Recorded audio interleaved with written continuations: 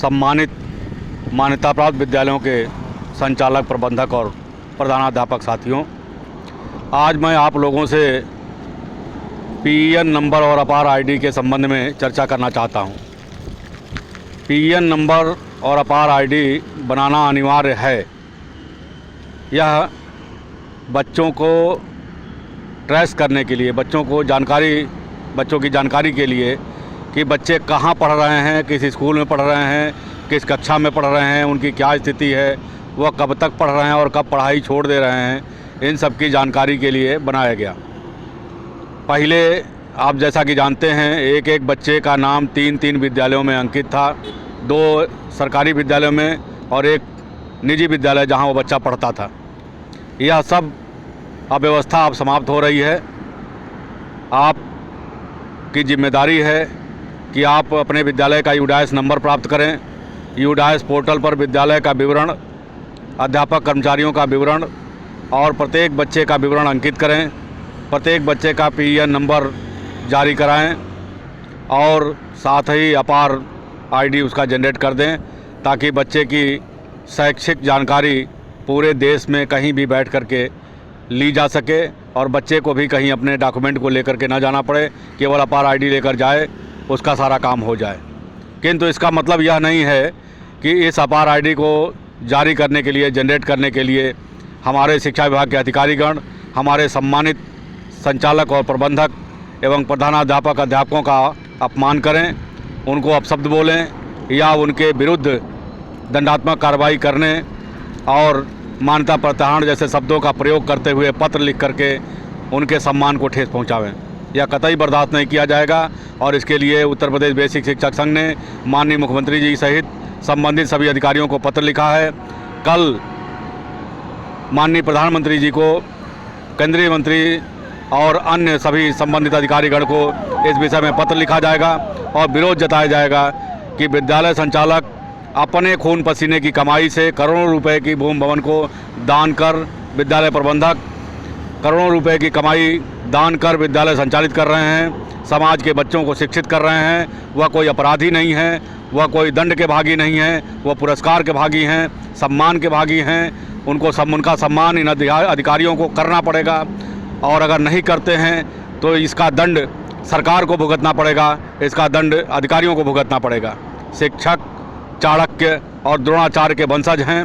चाणक्य और द्रोणाचार्य की तरह ही नंद वंश का विनाश और कुरु वंश का विनाश करना जानते हैं। अगर वह बच्चे सुधार करके समाज में उपयोगी बना सकते हैं तो अपने द्वारा एक राजा, एक नया शासक निर्मित भी कर सकते हैं। यह आप सभी को ध्यान में रखना होगा। सभी विद्यालय वालों को एक दूसरे का सम्मान करना होगा, एक दूसरे के साथ जुटना होगा और एक दूसरे के सम्मान की रक्षा के लिए लड़ना भिड़ना होगा, आवाज़ उठाना होगा। बहुत हो चुका इन अधिकारियों का, सारा फ्रॉड ये करते हैं, सारी गलतियां ये करते हैं। इनके विद्यालयों में बच्चे नहीं हैं, इनके विद्यालयों के बच्चों को पढ़ने का ढंग नहीं है, इनके विद्यालय के बच्चों को बोलने का ढंग नहीं है, चलने का ढंग नहीं है। ये कुछ सिखा नहीं पाते, कुछ पढ़ा नहीं पाते, कुछ कर नहीं पाते और हमारे मान्यता प्राप्त विद्यालयों को हमारे जो लाखों रुपए, करोड़ों रुपए खर्च करके अपने जेब से, अपने बल पर, अपने दम पर, अपने सोसाइटी के दम पर विद्यालय चला रहे हैं, उन विद्यालयों के संचालकों को आप शब्दों का प्रयोग कर रहे हैं, दंडित करने की बात कर रहे हैं, मान्यता प्रत्याहार की बात कर रहे हैं और तमाम सारे अपमानजनक शब्दों का प्रयोग कर रहे हैं।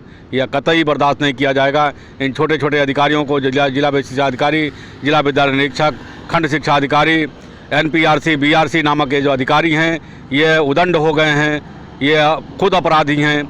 ये हमारे विद्यालयों के विरुद्ध जो आग उगल रहे हैं, यह बर्दाश्त करने के काबिल नहीं है। इसके लिए आवाज़ उठाया जाएगा। प्रधानमंत्री, राष्ट्रपति तक अपनी आवाज़ उठाई जाएगी, मुख्यमंत्री से अपनी बात रखी जाएगी, शिक्षा मंत्री से अपनी बात रखी जाएगी, सभी वरिष्ठ अधिकारियों के सामने अपनी बात रखी जाएगी। आप सभी लोग इस बात के लिए तैयार होइए, एकजुट होइए। उत्तर प्रदेश बेसिक शिक्षक संघ आपके साथ है, हर कदम से कदम मिला करके आपकी लड़ाई लड़ने को तैयार है और लड़ रहा है। आप साथ आइए, एकजुट होइए, आप संपर्क करिए। हमारा नंबर 9919030638 है। आप हमारे YouTube चैनल सुशील सिन्हा को देखिए, उसको सब्सक्राइब करिए, लाइक करिए, शेयर करिए। एक एक विद्यालय तक संदेश पहुंचाइए कि किसी भी विद्यालय को जब तक कि स्पष्ट शासनादेश निर्गत नहीं हो जाता है कि कैसे नवीनीकरण, कैसे अस्थायीकरण या सरकार करेगी, तब तक प्राइमरी और जूनियर का अस्थायीकरण और नवीनीकरण नहीं कराना है। ये फर्जी आदेश नहीं लेना है। अगर इनको नवीनीकरण स्थायीकरण करना ही था या करना ही है तो एक नीति निर्धारित करें। 1989 के बाद अब तक के हज़ारों विद्यालयों के नवीनीकरण स्थायीकरण नहीं हुआ है, विद्यालय ऐसे ही संचालित हो रहे हैं। विद्यालयों से मार्कशीट सर्टिफिकेट जारी हो रहा है, उसी मार्कशीट सर्टिफिकेट पर पढ़ करके बच्चे अधिकारी बन गए और आज इनको नवीनीकरण और स्थायीकरण की याद आ रही है। आज इनको 2023 और 2022 के शासनादेशों के अनुसार मानक पूरा करने की बात याद आ रही है। कहाँ से विद्यालय वाला मानक पूरा कर देगा, कहाँ ज़मीन ला देगा, कहाँ से बिल्डिंग बना देगा, कौन इन्होंने पैसा दिया है? अरबों रुपया तो ये अपने सरकारी और राजकीय स्कूलों में खर्च कर रहे हैं। मान्यता प्राप्त विद्यालयों को 2000 रुपये प्रति बच्चे प्रतिमाह क्षतिपूर्ति की मांग बरसों से की जा रही है, यह रुपया नहीं दे पा रहे हैं। उसी जनता का पैसा है जिस जनता के बच्चे निजी स्कूलों में भी पढ़ते हैं। उन बच्चों के हक का पैसा ये अपने राजकीय और सरकारी स्कूलों में जहां अदृश्य बच्चे पढ़ते हैं, जहां बच्चे दिखते ही नहीं, 50 की जगह 150 की संख्या लिख करके यह पैसा अपव्यय करते हैं, उस पैसे को प्राइवेट स्कूलों में नहीं दे पा रहे हैं कि विद्यालय वाले अपने भूमि भवन को बढ़ा सकें और विद्यालय को सुदृढ़ कर सकें। इन सब संघर्षों को आपको लड़ना होगा, आवाज़ उठानी होगी, एक एक विद्यालय तक संदेश पहुंचाना होगा। अब चुप रहने से काम चलने वाला नहीं है। यह रिलायंस कंपनी के विद्यालयों को खुलवाने के लिए सरकारी अधिकारी रास्ता साफ कर रहे हैं, आपके विद्यालय बंद करने के साजिश रच रहे हैं ये लोग, मान्यता प्राप्त विद्यालयों को बंद करने की। अभी भी जो हमारे 20 से 25 हज़ार विद्यालय बिना मान्यता के पूरे प्रदेश में अभी चल रहे हैं या प्राइमरी की मान्यता लेकर के चल रहे हैं, उनसे मैं अनुरोध करूंगा कि उत्तर प्रदेश सरकार के माध्यमिक संस्कृत शिक्षा परिषद बहुत ही कम शर्तों पे आपको मान्यता दे रहा है, आप उससे मान्यता ले लीजिए इंटरमीडिएट तक और सुरक्षित हो जाइए। मान्यता जिस विद्यालय का है और विद्यालय संचालित हो रहा है, बच्चे हैं, अध्यापक हैं, उस विद्यालय के विरुद्ध कोई भी कार्रवाई नहीं कर सकता। अगर कोई कार्रवाई करता है तो उसके विरुद्ध आवाज़ उठाया जाएगा और आवश्यकता पड़ेगा तो 1 महीने के लिए संपूर्ण माध्यमिक और बेसिक विद्यालय जो उत्तर प्रदेश बेसिक शिक्षा परिषद और माध्यमिक शिक्षा परिषद से मान्यता प्राप्त हैं बंद कर दिया जाएगा। जनता को साथ लिया जाएगा, यह निर्णय कराया जाएगा कि कौन से विद्यालय उत्तर प्रदेश की जनता के बच्चों को शिक्षित कर रहे हैं, साक्षर कर रहे हैं, जीवनोपयोगी शिक्षा दे रहे हैं, रोजगारपरक शिक्षा दे रहे हैं और बच्चे किन विद्यालयों से पढ़ करके समाज में एक अच्छा स्थान प्राप्त कर रहे हैं। यह निर्णय जब तक सरकार नहीं कर देगी, यह निर्णय जब तक अधिकारी नहीं कर देंगे, तब तक विद्यालयों को बंद कर दिया जाएगा अगर आवश्यकता पड़ेगी। और अगर इसी तरह से यह अधिकारी विद्यालयों के, हमारे विद्यालय संचालकों को, सम्मानित प्रबंधकों को, सम्मानित प्रधानाध्यापकों को अपमान करते हैं तो यह बर्दाश्त नहीं किया जाएगा। आइए सब साथ मिलकर के संघर्ष करते हैं, हम आपके साथ हैं, बेसिक शिक्षक संघ आपके साथ है, बेसिक शिक्षक संघ के सभी पदाधिकारी आपके साथ हैं, बेसिक शिक्षक संघ के प्रदेश अध्यक्ष श्री दुर्गाचरण सिन्हा का संरक्षण सबको प्राप्त है। विद्यालयों के विरुद्ध कोई कार्रवाई नहीं होने पाएगी।